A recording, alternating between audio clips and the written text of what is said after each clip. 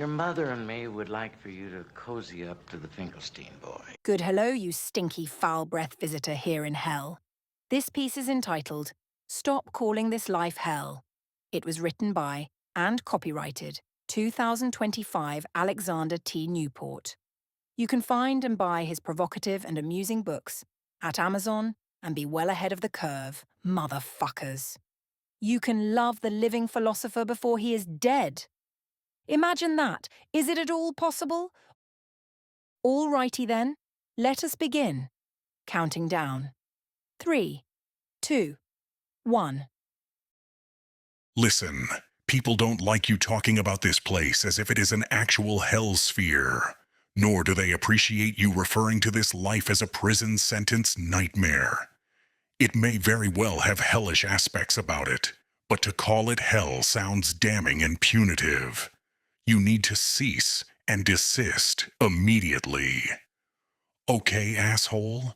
And what if I don't? What exactly are you gonna do about it? You gonna start some shit with me? You don't have to get defensive.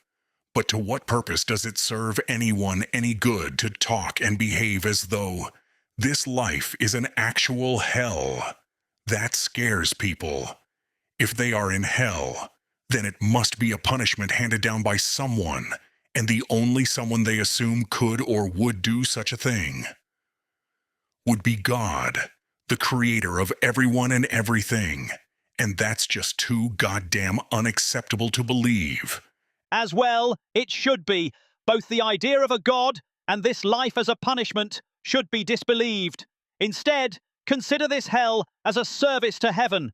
What if, after millions of years, you become numb, if not kind of bored, with heaven? In heaven, everything goes right, and the way you expect it to. No shocking or gut-wrenching surprises. You get what you expect without thwarting. Everyone is friendly. There is no rush, no time limits, no fucking prices to pay, no riffraff to prevent or avoid, no permissions to seek, no forgiveness to ask, no crimes, no hate, no fear, no anxiety, no hierarchy or humiliation, no psychological darkness or bad emotional storms. And so, you deep-voiced orangutan, what if it all becomes rather ho-hum, a dull blur, undynamic, unpolarized, uncontrasted, unadventurous? What if every once in a long while throughout eternity, we need a rest from heaven, an escape from paradise? And what better and simpler way than to create a dream world that is an inversion of the qualities of heaven, an opposite world, a nightmare version of our pleasant and friendly eternal home? No, I'm sorry, but people find the generality of that idea to be repugnant and horrible. It is absolutely impossible to conceive anyone becoming bored with heaven. I'll tell you what it is, you father-fucking fool. It is blasphemous to say anyone could or would get bored with a heavenly home, where everything goes right and all people are lovely. It is blasphemous. Blasphemous. Bloody fucking blasphemous. Then what is your explanation for being in this world where bad, mad and sad things happen? Where all the bad, mad and sad things feel totally foreign and unnatural? How did you end up here? And what do you presume will happen when you leave here and die? Will it be annihilation? Oblivion? Will you be snuffed the fuck out without ever having found out why you were alive in the first fucking place? Look, mate. Most people don't have the time to think about those ridiculous questions. Only some sort of obsessive-compulsive, pussified maniac scared to die would dwell on such idiotic questions, whose answers cannot be empirically proven true or false. Just stop it. What possible benefit could be derived from walking around believing this is some sort of actual hell? That kind of thinking is emotionally nihilistic and could easily be embraced by thugs and globalists and terrorists. It could lead to suicidal ideation. Do you want that? Would that make this so-called hell a better place? Would it? Answer me. Are you mentally retarded? Well, if this world feels like a ghetto or a prison of some sort, then I suggest that it is because we are unconsciously comparing it to a very distant memory of a home life that is the opposite. Everything that we don't like about this human experience and human world is not present at home. No shitting or pissing or crying or vomiting. No bullies or bosses or wardens or jailers or judges. No central authority. No authorities whatsoever. No governments. No kings. No warriors or rulers. No prices. No fines. No penalties. No psyops. No scams or frauds or deceptions. No angry spouses. No parents or guardians or supervisors. We simply get to do everything we want in a world that is friendly and painless. Everything is free and allowed, and no one feels threatened or less than anyone else.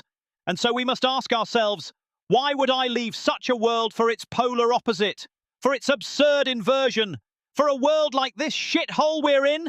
And it must have been because we got bored with it. And this caused a diminishment in appreciation for the good life, for the life where there is truly no such thing as too good to be true.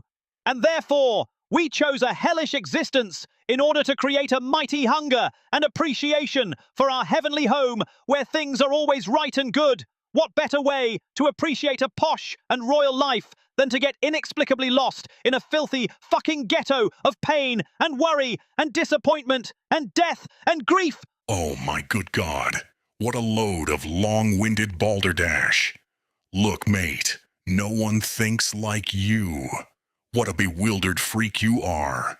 A possible menace to society. Hunter S. Thompson would have probably liked this preternatural sewage you call philosophy. No one is going to benefit from believing they are earning an appreciation for a heavenly home after death. By believing this is a hell sphere specifically designed for just such a purpose. No one would intentionally leave or forget any kind of heavenly home. They would stay there forever. Full stop. There is no possible or logical or reasonable way that any sane person would get bored with heaven. So please shut up, shut up, shut up.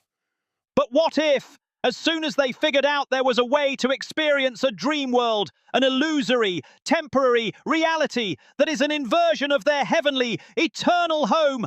What if, as soon as they figured out that was possible, how long was it until they could come up with an excuse to experience it? And what better excuse than to say they were bored with their never-changing heavenly, eternal reality? What better excuse than to say they had lost appreciation for how good their good life really was and needed to experience a contrast to it? A world where most of the good things are inverted, from clarity to confusion, from truth to lies, from blind innocent trust to sneaky betrayals, from eternal life to temporary life, from societal harmony to tyranny and chaos, from equality to hierarchies, from everything being free and limitless to everything having a goddamn price with terms and restrictions.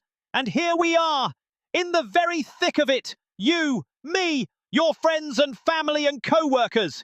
We are ghouls in bloody hell. It is indisputable. We eat the dead bodies of living creatures. We eat the dead bodies of living creatures. We eat the dead bodies of living creatures. We eat the dead to stay alive in a world we are uncomfortable in a world we despise and end up having utter contempt for.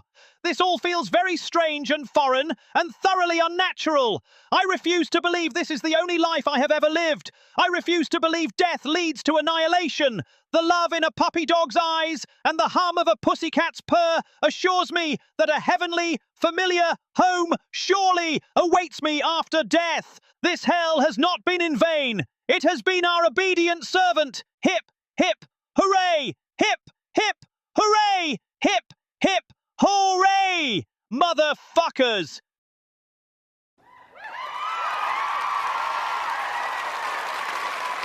Hey, excuse me, Hey. what's going on out there? Don't worry about it, buddy. It's nothing. Just some people doing what they're not supposed to be doing, that's all.